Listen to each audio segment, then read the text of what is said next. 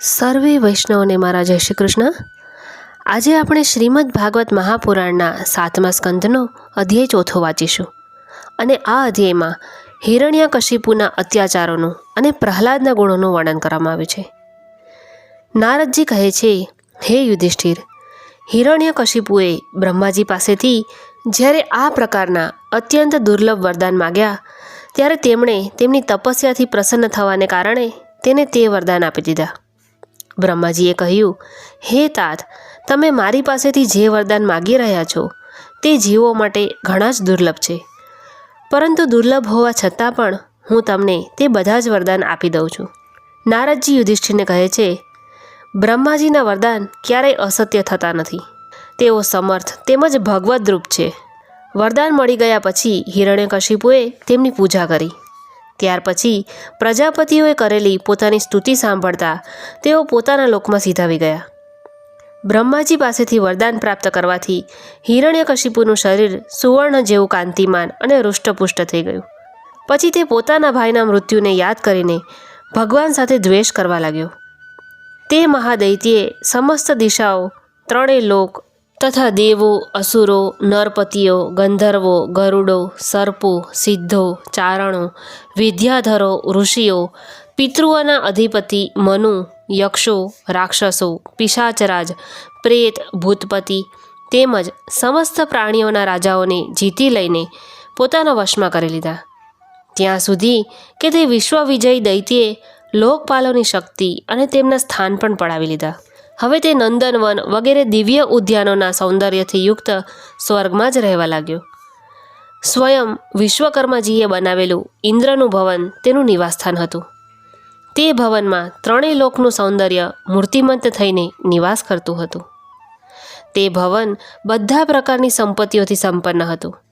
તે ભવનમાં પરવાળાની સીડીઓ, પન્નાની ફરસ, સ્ફટિકમણીની દિવાલો, વૈદુર્યમણીના સ્તંભ અને માણેકની બેઠકો હતી.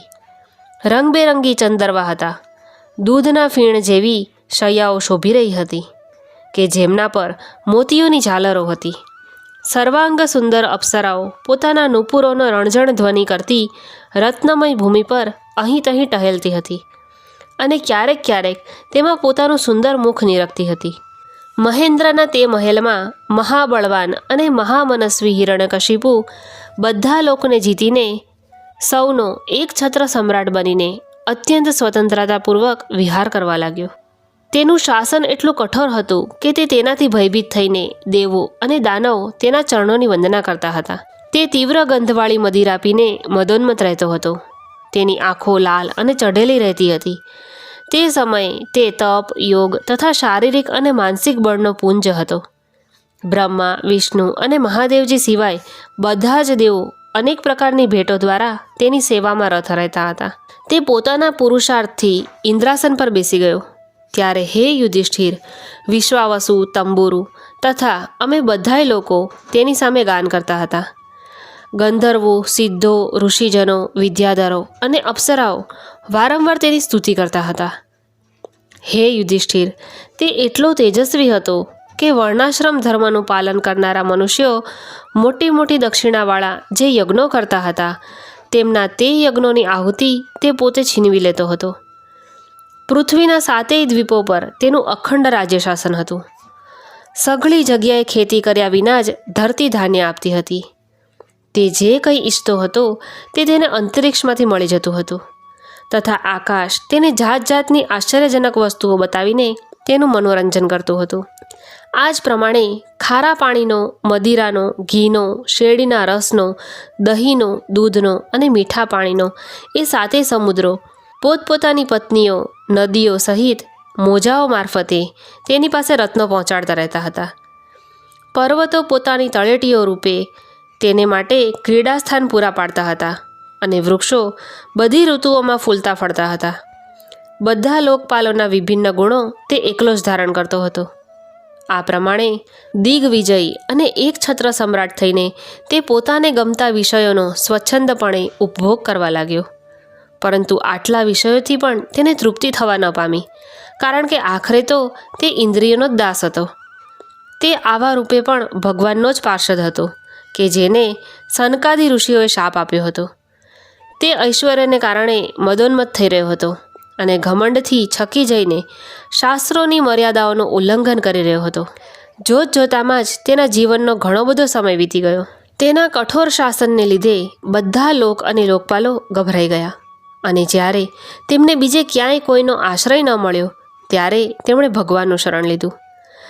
જ્યાં શરૂઆતમાં જગદીશ્વર શ્રી હરિ નિવાસ કરે છે અને જેને પામ્યા પછી શાંત અને નિર્મળ સંન્યાસી મહાત્માઓ ફરી પાછા આવતા નથી, તે ભગવાનના પરમધામને અમે નમસ્કાર કરીએ છીએ.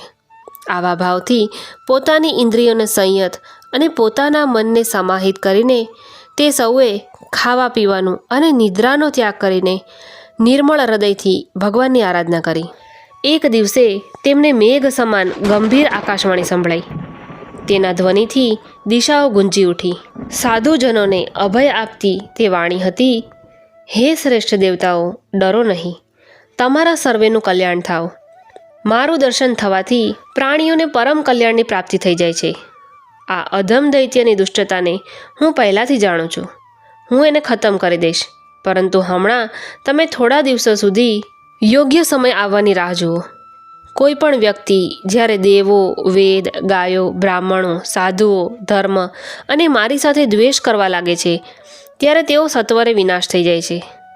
આ હિરણ્યકશિપુ જ્યારે પોતાના વેરભાવ રહિત, શાંત સ્વભાવ અને મહાત્મા એવા તેના પુત્ર પ્રહલાદ સાથે દ્રોહ કરશે, તેનું અનિષ્ટ કરવા ઈચ્છશે, ત્યારે ભલેને વરદાનને કારણે આ શક્તિ સંપન્ન રહ્યો, હું તેનો વધ કરી નાખીશ.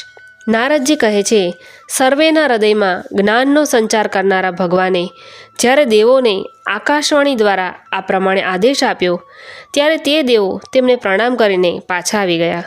તેમનો બધો ઉદ્વેગ ચાલ્યો ગયો અને તેમને એવું લાગ્યું કે હિરણ્યકશિપુ તો હવે મરેલો જ છે. હે યુધિષ્ઠિર, દૈત્યરાજ હિરણ્યકશિપુને અત્યંત વિલક્ષણ 4 પુત્રો હતા. તેમાંના પ્રહલાદજી આમ તો સૌથી નાના હતા, પણ ગુણોમાં સૌથી મોટા હતા. તેઓ મહાન ઉપાસક, ભગવત ભક્ત હતા. તેઓ બ્રાહ્મણ ભક્ત, સૌમ્ય સ્વભાવવાળા, સત્ય પ્રતિજ્ઞ અને જીતેન્દ્રિય હતા તથા તેઓ સઘળા પ્રાણીઓ સાથે પોતાના જેવો જ સમતાનો વ્યવહાર કરતા હતા અને સૌના એકમાત્ર પ્રિય અને શ્રેષ્ઠ સુહૃદ હતા.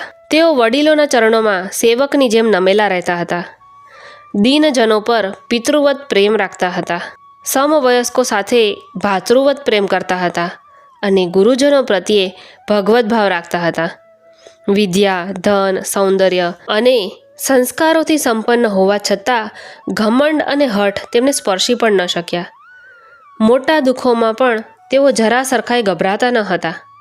લોક અને પરલોકના વિષયોને તેમણે સાંભળ્યા અને જોયા તો ઘણા હતા, પણ તેઓ તેમને સારહીન અને મિથ્યા સમજતા હતા અને તેથી તેમના મનમાં કોઈ પણ વસ્તુની લાલસા ન હતી. ઇન્દ્રિયો, પ્રાણ, શરીર અને મન તેમને વશ હતા. તેમના ચિત્તમાં ક્યારેય કોઈ પણ પ્રકારની કામના થતી ન હતી. જન્મે અસુર હોવા છતાં પણ તેમનામાં આસુરી સંપદા લેશ માત્ર પણ ન હતી. જેમ ભગવાનના ગુણ અનંત છે, તેવી જ રીતે પ્રહલાદજીના ગુણોની પણ કોઈ સીમા ન હતી. મહાત્માઓ હંમેશા તેમના તે ગુણોનું વર્ણન કરતા રહ્યા છે અને તેમને અપનાવતા આવ્યા છે અને તેમ છતાં તેમનામાં આ બધા ગુણો શાશ્વત છે. હે રાજન, આમ તો દેવ એમના શત્રુ ગણાય, પણ તેમ છતાં ભક્તોનું ચરિત્ર સાંભળવા જ્યારે તેમની સભા થાય ત્યારે તેઓ તે અન્ય ભક્તોને પ્રહલાદજી જેવા કહીને તેમનું સન્માન કરે છે. તો પછી તમારા જેવા અજાતશત્રુ ભગવત ભક્તો તેમનો આદર કરે એમાં શું આશ્ચર્ય છે? તેમના મહિમાનું વર્ણન કરવા માટે અગણિત ગુણો કહેવા કે સાંભળવાની જરૂર નથી. તેમનો કેવળ એક જ ગુણ, ભગવાન શ્રી વાસુદેવના ચરણોમાં સ્વાભાવિક જન્મજાત પ્રેમ, એ તેમના મહિમાને પ્રગટ કરવા માટે પર્યાપ્ત છે. પ્રહલાદજી બાળપણમાં જ રમતગમત છોડી દઈને ભગવાનના ધ્યાનમાં અચળપણે તન્મય બની જતા હતા. ભગવાન શ્રી કૃષ્ણના અનુગ્રહરૂપ ગ્રહે તેમના હૃદયને એવી રીતે આકર્ષી લીધું હતું કે તેમને સંસારનું કોઈ સાનભાન જ રહેતું ન હતું. તેમને એવું લાગતું હતું કે ભગવાન મને પોતાના ખોળામાં લઈને આલંગી રહ્યા છે. તેથી તેમને સૂતા, બેસતા, ખાતા, પીતા, હાલતા, ચાલતા અને વાતો કરતી વખતે પણ તે બાબતનું બિલકુલ ધ્યાન રહેતું નહીં.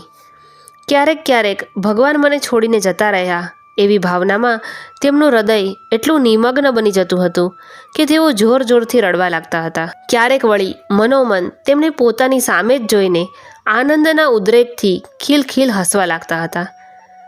ક્યારેક તેમના ધ્યાનના મધુર આનંદનો અનુભવ કરીને મોટેથી ગાવા લાગતા હતા. તેઓ ક્યારેક ઉત્સુક બની જઈને બેસૂરું કલ્પાંત કરતા હતા. ક્યારેક લોકલાજ છોડીને પ્રેમમાં છકી જઈને નાચવા પણ લાગતા હતા.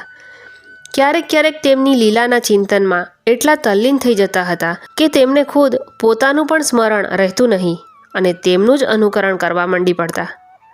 ક્યારેક ભીતર જ ભગવાનનો કોમળ સંસ્પર્શ અનુભવીને આનંદમગ્ન થઈ જતા હતા અને ચૂપચાપ શાંત થઈ જઈને બેઠા રહેતા.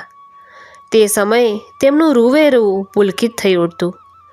તેમની અધખુલ્લી આંખો અવિચળ પ્રેમ અને આનંદના આંસુઓથી ભરાયેલી રહેતી હતી. ભગવાન શ્રી કૃષ્ણના ચરણ કમળોની આવી ભક્તિ અકિંચન ભગવત પ્રેમી મહાત્માઓના સંગથી જ પ્રાપ્ત થાય છે. એનાથી તેઓ પોતે તો પરમાનંદમાં મગ્ન રહેતા જ હતા, પણ સાથે સાથે તે લોકોને પણ વારંવાર શાંતિ પ્રદાન કરતા રહેતા હતા કે જે બિચારાઓનું મન કુસંગને કારણે અત્યંત દિનહીન થઈ ગયું હોય. હે રાજન, પ્રહલાદજી ભગવાનના પરમ પ્રેમી ભક્ત, પરમ ભાગ્યવાન અને ઊંચી કોટીના મહાત્મા હતા.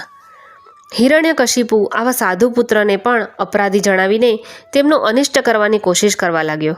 યુધિષ્ઠિરે પૂછ્યું, હે દેવર્ષિ, તમારું વ્રત અખંડ છે. હવે અમે તમારી પાસેથી એ જાણવા ઈચ્છીએ છીએ કે હિરણ્યકશિપુએ પોતે પિતા હોવા છતાં પણ આવા શુદ્ધ હૃદયના મહાત્મા પુત્ર સાથે શા માટે દ્રોહ કર્યો? પિતા તો સ્વાભાવિકપણે જ પોતાના પુત્રોને પ્રેમ કરે છે. જો પુત્ર કોઈ વિપરીત કામ કરે તો તેને શિક્ષા કરવા માટે જ ધમકાવે છે. શત્રુની જેમ તેની સાથે વેર વિરોધ તો નથી જ કરતા. તો પછી પ્રહલાદજી જેવા અનુકૂળ, શુદ્ધ હૃદય અને ગુરુજનોમાં ભગવત ભાવ રાખનારા પુત્ર સાથે ભલા કોઈ દ્વેષ કરી જ કેમ શકે? હે પ્રભુ, તમે સર્વ કંઈ જાણો છો. અમને એ જાણીને ઘણું કુતૂહલ થઈ રહ્યું છે કે પિતાએ દ્વેષને કારણે પુત્રને મારી નાખવાનું ઈચ્છ્યું. હે બ્રહ્મન, તમે કૃપા કરીને અમારા આ કુતૂહલનું શમન કરો. તો આ સાથે જ અધ્યાય 4ને આપણે અહીં વિરામ આપીશું. જય શ્રી કૃષ્ણ.